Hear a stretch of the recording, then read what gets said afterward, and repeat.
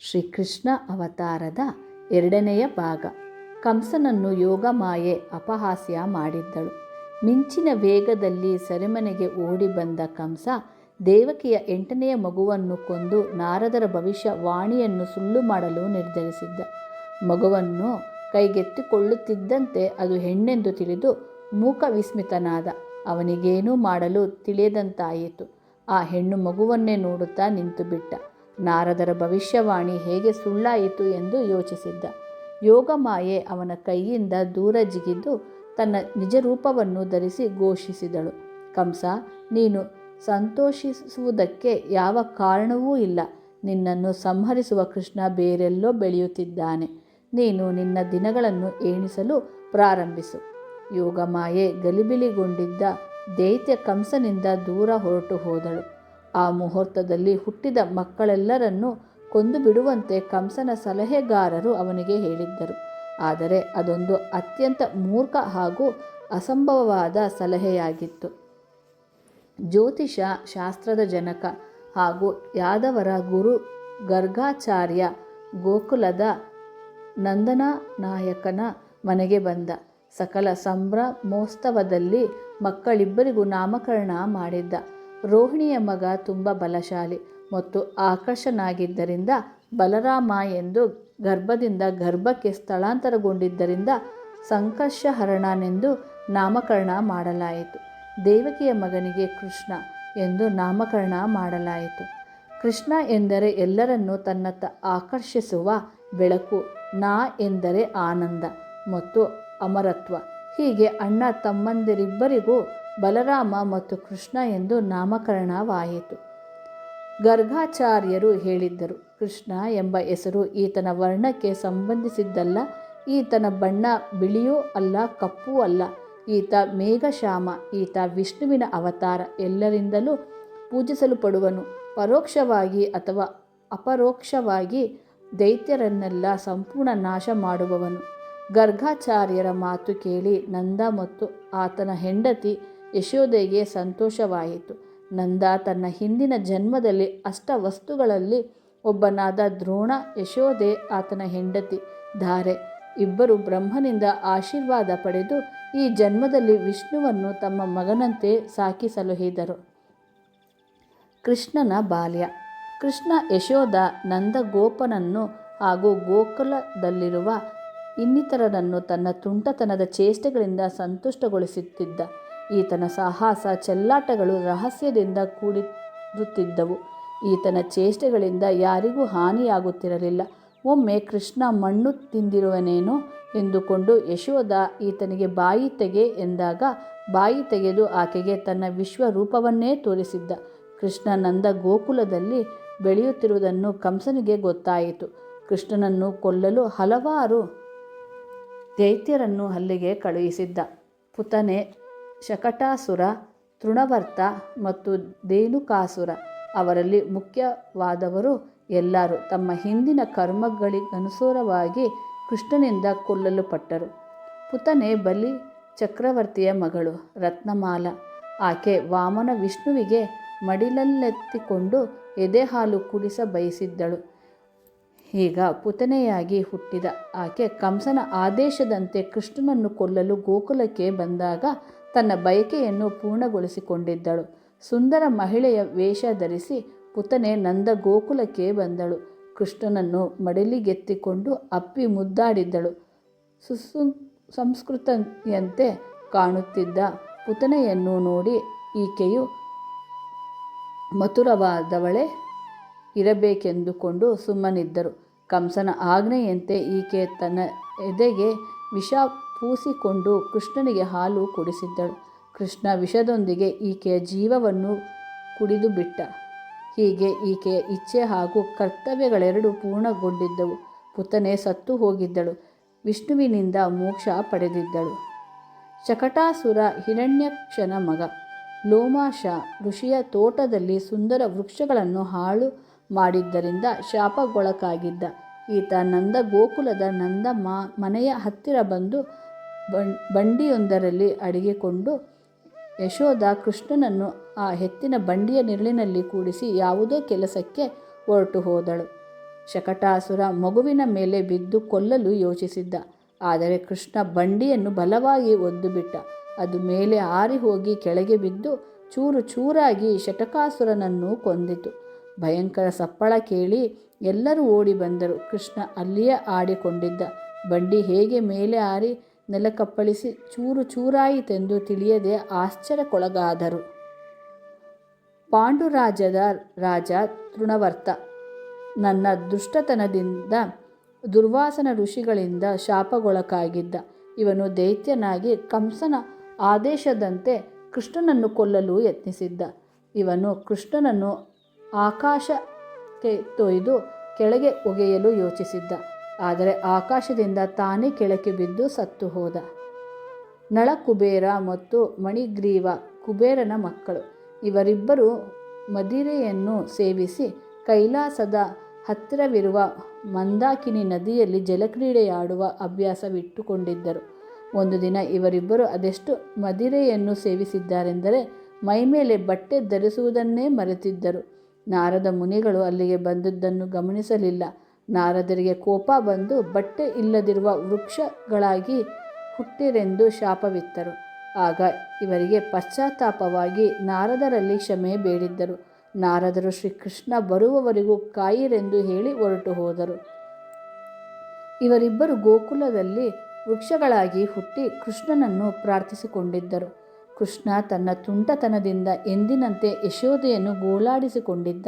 ಸಿಟ್ಟು ಬಂದ ಯಶೋದೆ ಕೃಷ್ಣನನ್ನು ಉದ್ದನೆಯ ಹಗ್ಗದಿಂದ ಬೀಸುವ ಕಲ್ಲಿಗೆ ಕಟ್ಟಿ ತನ್ನ ಕೆಲಸಕ್ಕೆ ಹೊರಟು ಹೋದಳು. ಕೃಷ್ಣ ಅಂಬೆಗಾಲಿಡುತ್ತಾ ತಾನು ಸಾಕು ತಾಯಿ ಯಶೋದೆಗೆ ತಿಳಿಯದಂತೆ ತೆವಳುತ್ತಾ ತನ್ನನ್ನು ಪ್ರಾರ್ಥಿಸಿಕೊಂಡಿದ್ದ. ವೃಕ್ಷಗಳ ಹತ್ತಿರ ಬಂದ ಬೀಸುವ ಕಲ್ಲು ಕೂಡ ಉರುಳುತ್ತಾ ಈತನ ಹಿಂದೆಯೇ ಬಂದಿತು.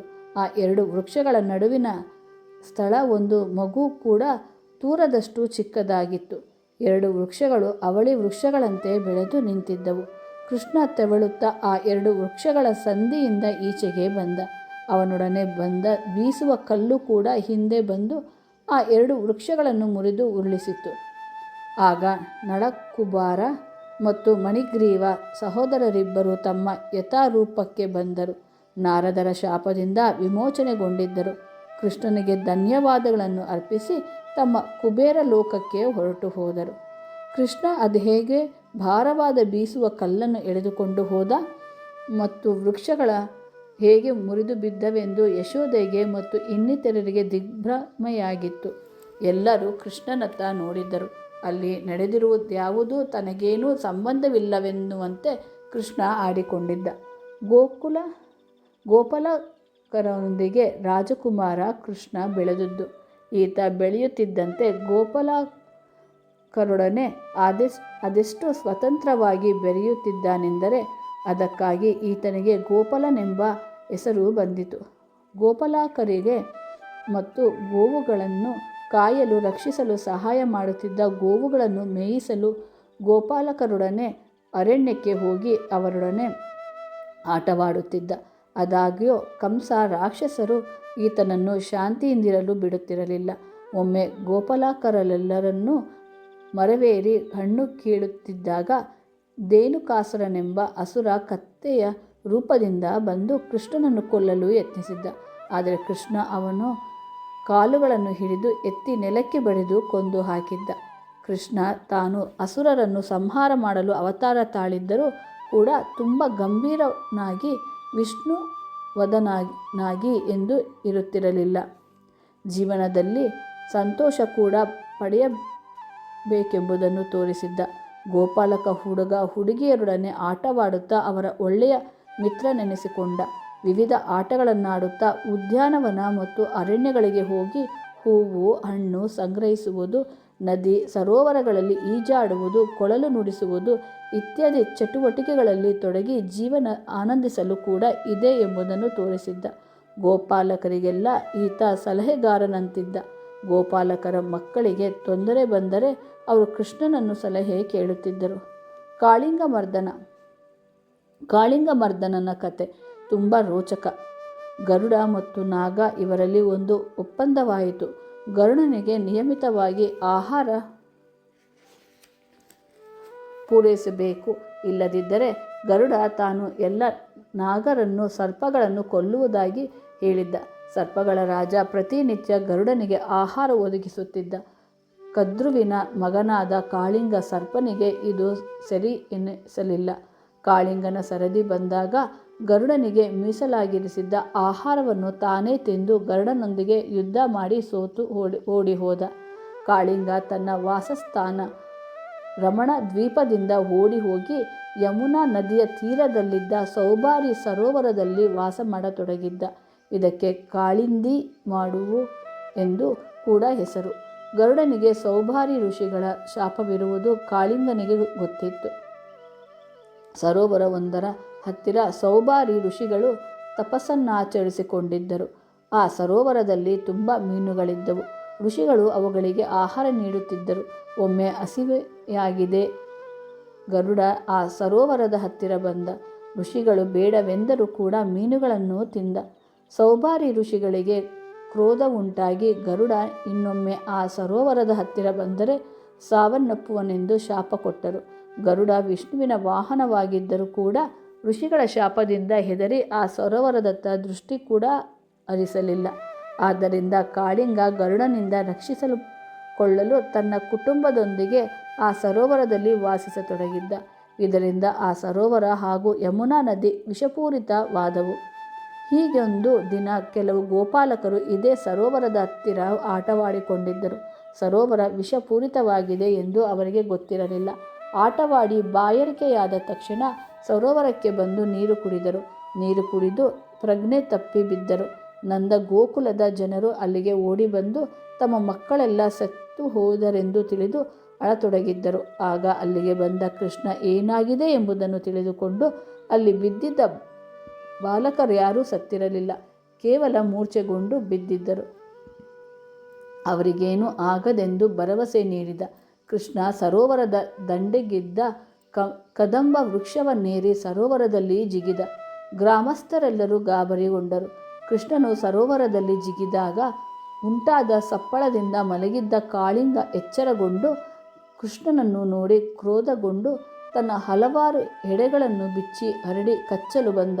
ಕೃಷ್ಣ ಸರ್ಪವನ್ನು ಹಿಡಿದು ಬಡಿದು ಮದವಗಡಿಸಿ ಕೊಲ್ಲಲು ಹೋದ. ಆಗ ಸರ್ಪದ ಹೆಂಡಿರು ಮಕ್ಕಳೆಲ್ಲ ಬಂದು ಕೃಷ್ಣನಿಗೆ ಹಾಗೆ ಮಾಡಬೇಡವೆಂದು ಬೇಡಿಕೊಂಡರು. ತಾವು ಅಲ್ಲಿಗೆ ಬಂದು ವಾಸಿಸುತ್ತಿದ್ದುದರ ಹಿಂದಿನ ಕತೆ ಹೇಳಿದ್ದರು. ಗರುಡನ ಭಯದಿಂದ ತಾವು ಆ ಸರೋವರದಲ್ಲಿ ಅಡಗಿಕೊಂಡಿರುವುದಾಗಿ ಕೃಷ್ಣನಿಗೆ ತಿಳಿಸಿದ್ದರು. ಕೃಷ್ಣನಿಗೆ ಸಮಾಧಾನವಾಯಿತು. ಕಾಳಿಂಗ ಸರ್ಪವು ಹೆಡೆಗಳ ಮೇಲೆ ನಿಂತುಕೊಂಡೇ ಸರೋವರದ ಮೇಲೆ ಬಂದ. ಅದರ ಹೆಡೆಗಳ ಮೇಲೆ ನೃತ್ಯ ಮಾಡಿ ಗ್ರಾಮಸ್ಥರನ್ನು ಬೆಚ್ಚುವಂತೆ ಮಾಡಿದ. ಅಂತಹ ಭಯಂಕರ ವಿಷಪೂರಿತ ಸರ್ಪದ ಹೆಡೆಗಳ ಮೇಲೆ ಪುಟ್ಟ ಬಾಲಕ ಕೃಷ್ಣ ನೃತ್ಯ ಮಾಡುತ್ತಿರುವುದನ್ನು ತಮ್ಮ ಭ್ರಮೆಯೇ ಎಂದುಕೊಂಡರೊಮ್ಮೆ. ಕೃಷ್ಣ ಆ ಸರೋವರ ಹಾಗೂ ಯಮುನಾ ನದಿಯ ನೀರನ್ನು ಹಳ್ಳಿಯ ಜನರು ಉಪಯೋಗಿಸುತ್ತಾರೆ. ನೀನು ಇಲ್ಲಿದ್ದರೆ ಅವರಿಗೆಲ್ಲ ಅಪಾಯ. ಆದ್ದರಿಂದ ನೀನು ಮತ್ತೆ ತಿರುಗಿ ರಮಣ ದ್ವೀಪಕ್ಕೆ ಹೋಗಿಬಿಡು ಎಂದು ಕಾಳಿಂಗ ಸರ್ಪಕ್ಕೆ ಹೇಳಿದ. ಹೀಗೆ ಆ ಸರೋವರ ಮತ್ತು ಯಮುನಾ ನದಿಗಳೆರಡೂ ಜನರ ಉಪಯೋಗಕ್ಕೆ ಮತ್ತೆ ಸುರಕ್ಷಿತವೆನಿಸಿದವು. ನಿನ್ನ ಎಡೆಯ ಮೇಲೆ ನನ್ನ ಪಾದದ ಗುರುತುಗಳು ಮೂಡಿವೆ. ಕಾರಣ ಗರುಡ ನಿನ್ನನ್ನು ಮುಟ್ಟುವುದಿಲ್ಲ.